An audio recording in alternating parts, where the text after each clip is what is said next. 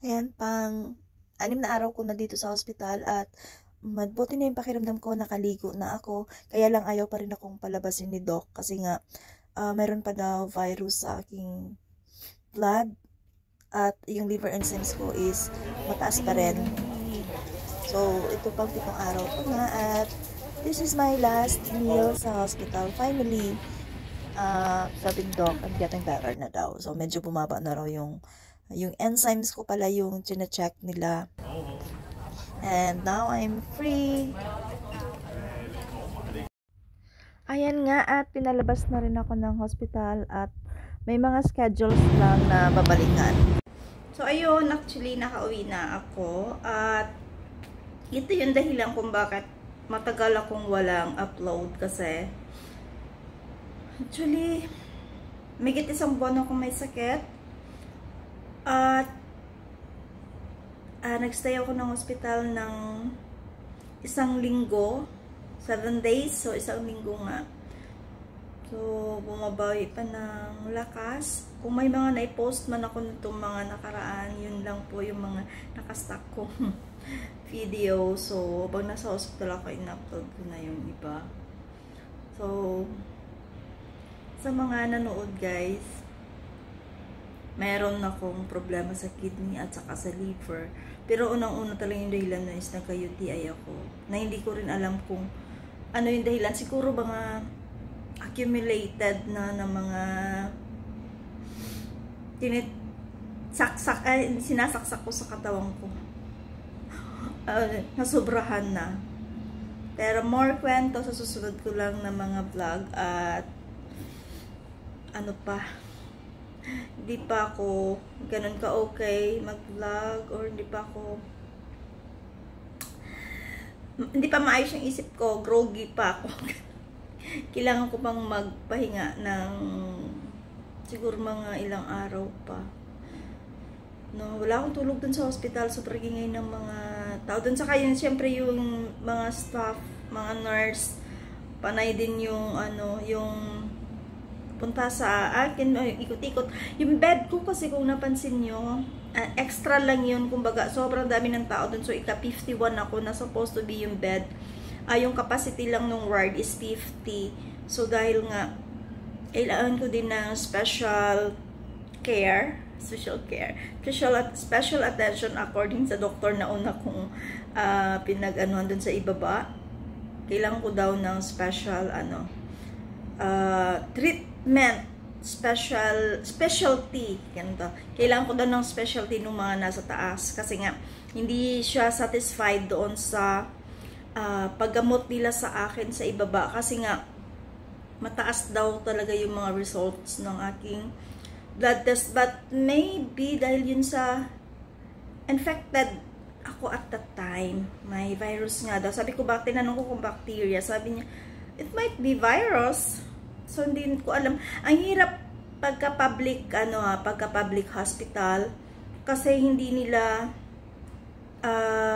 binibigay sa'yo yung details, pero gagamutin ka rin talaga nila hanggang sa gumaling ka.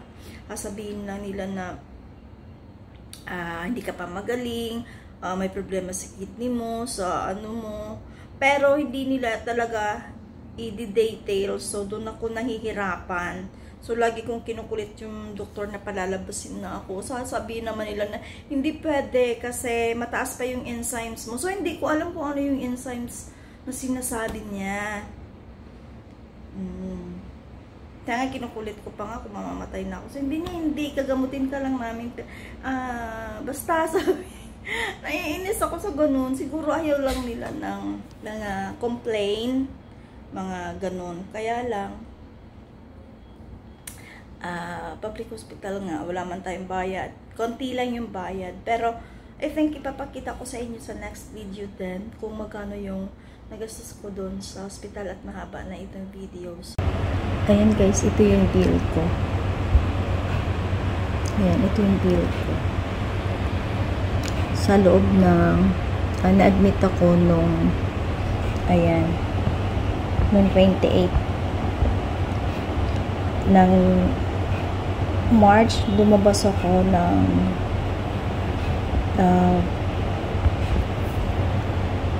April 6 ako lumabas. Ayan, April 6 ako lumabas. Ayan, so ang binayaran, actually ang bill ko, ito yung bill ko. Ayan, average full cost of public work is 45,000.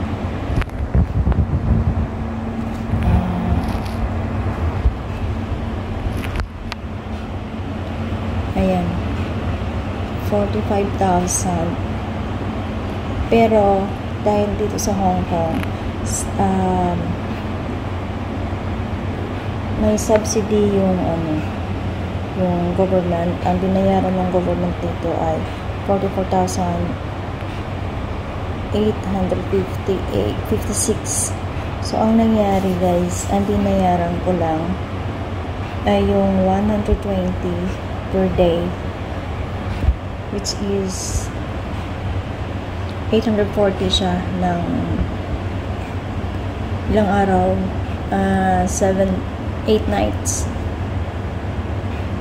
Tapos 240 lang na maintenance yung sa mga nag-a-assist, public ward maintenance. 240, 2 beses ako nagbihis parang ganun siguro yun. So hindi ko rin yan maintindihan. Basta ang binayaran ko lang is 1,800 1,080 plus yung registration fee na 180. So yun lahat ang binayaran ko. Imagine nyo na lang guys, kung walang subsidy ang gobyerno dito, 45,000 ang dapat na bayaran ko. So yun, diba? Ang laki ng bill ko is 45,936, almost 46,000. Tapos ang binayaran ko lang is 1,080 plus 80. So 1,260. Ganun lang yung binayaran ko sa loob ng isang linggo ko sa hospital. So ang laki nung nabawas doon sa bill ko, mas malaki yung parte na binayaran ng gobyerno, 44,000, kasi yung bill ko is 4,936, diba? So binayaran ko lang is 180, 1,080.